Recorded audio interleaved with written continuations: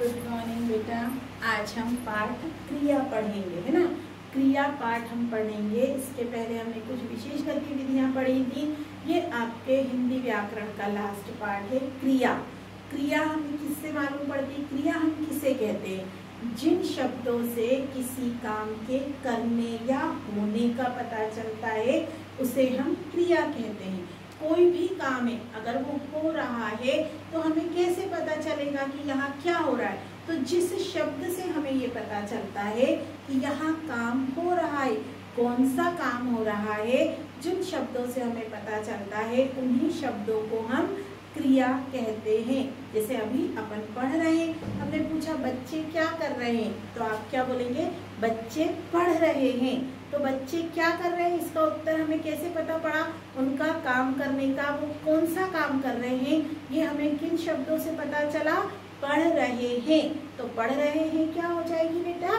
क्रिया हो जाएगी। तो ऐसे ही शब्द जिनसे किसी काम के करने या होने का पता चलता है उन्हें हम क्रिया कहते हैं। तो क्रिया, कुछ क्रियाएं क्या होती हैं? कर्म के साथ होती हैं। कुछ क्रियाओं में कर्म की आवश्यकता होती है और कुछ क्रिया ऐसी होती है जो कर्म के बिना हो जाती हैं। जिन क्रियाओं में कर्म नहीं होता उन्हें हम बिना कर्म की क्रिया बोलते हैं, अकर्मक बोलते हैं।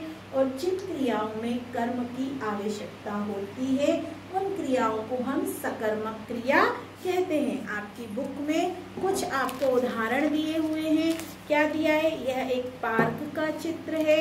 इसमें पार्क में हरे भरे पेड़ हैं। दादाजी बेंच पर बैठे हैं। वे कुत्ते को बिस्किट खिला रहे हैं। आइसक्रीम का ठेला भी है। सोनिया आइसक्रीम खरीद रही है। मीनू एक व्यक्ति को चिड़ियाघर का रास्ता बता रहा है। अब इसमें बहुत सारी क्रियाएं हो रही। कौन क्या कर रहा है, ये सारी चीजें हमें जिन शब्दों से पता चल रही है वही शब्द क्रिया शब्द कहलाते हैं। यह एक पार्क का चित्र है ना। तो है से हमें पता पड़ रहा है कि ये जो चित्र बना हुआ है ये पार्क का है। तो है क्या हो जाएगी बेटा? क्रिया हो जाएगी। पार्क में हरे भरे पेड़ हैं, है ना।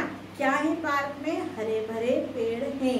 तो है भी क्रिया हो जाएगी। दादाजी बेंच पर बैठे हैं। बैठे हैं से हमें पता पड़ रहा है कि दादाजी वहां पर कौन सा काम कर रहे हैं? वो बैठे हुए हैं। तो वो क्रिया है एक, बैठना। तो बैठे हैं ये भी क्रिया हो जाएगी। वे कुत्ते को बिस्किट खिला रहे हैं। कौन सा काम कर रहे हैं? वो कुत्ते को बिस्किट खिला रहे हैं। तो खिला रहे हैं शब्द है, वो भी क्रिया हो जाएगी। आइसक्रीम का ठेला भी है तो इसमें है क्रिया हो जाएगी। सोनिया आइसक्रीम खरीद रही है। सोनिया क्या कर रही है? आइसक्रीम खरीद रही है। तो खरीद रही है भी क्रिया हो जाएगी। सोनू एक आदमी को चिड़ियाघर का रास्ता बता रहा है। सोनू क्या कर रहा है? एक व्यक्ति है जिसको चिड़ियाघर का रास्ता बता रहा है। तो बता रहा है भी क्रिया हो जाएगी। यहाँ पर सभी लोग कुछ ना कुछ काम कर रहे हैं, कुछ ना कुछ क्रिया हो रही है। तो वो लोग जो काम कर रहे हैं उनके काम करने का जो तरीका है वो हमें जिन शब्दों से पता चल रहा है कि वो क्या कर रहे हैं वही शब्द क्रिया शब्द कहलाते हैं। काम का करना या होना, किसी भी काम का करना क्रिया कहलाता है या किसी भी काम का होना क्रिया होता है।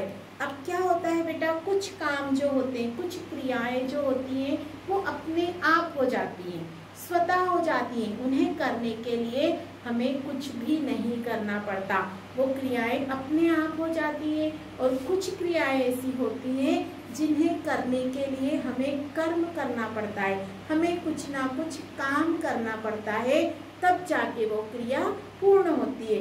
दो चित्र बने हैं आपकी बुक में। वर्षा हो रही है।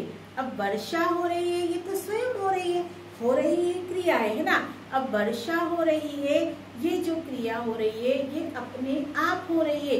वर्षा होने के लिए हमने कोई कर्म नहीं करा, हमने कोई जाके बादलों को हिलाया नहीं है, हमने जाके कोई भी ऐसा काम नहीं करा है जिसके कारण वर्षा हो। तो वर्षा हो रही है, ये स्वतः होने वाली क्रिया है, अपने आप होने वाली क्रिया है। बच्चा रो रहा है, तो बच्चा रो रहा है, उसका मन हुआ वो रोने लगा, उसे रोने के लिए कुछ काम नहीं करना पड़ा, किसी ने उसे मारा नहीं, उसे कुछ हुआ नहीं, बस उसे रोना आया और वो रोने लगा। बच्चा सो रहा है, तो सो रहा है भी कौन सी क्रिया होगी? स्वतः होने वाली क्रिया होगी। इसे करने के लिए भी किसी कर्म की आवश्यकता नहीं है। तो ऐसी जो क्रियाएं होती हैं जो अपने आप हो जाती हैं उन्हें क्या कहा जाता है? बिना कर्म की क्रिया या अकर्मक क्रिया।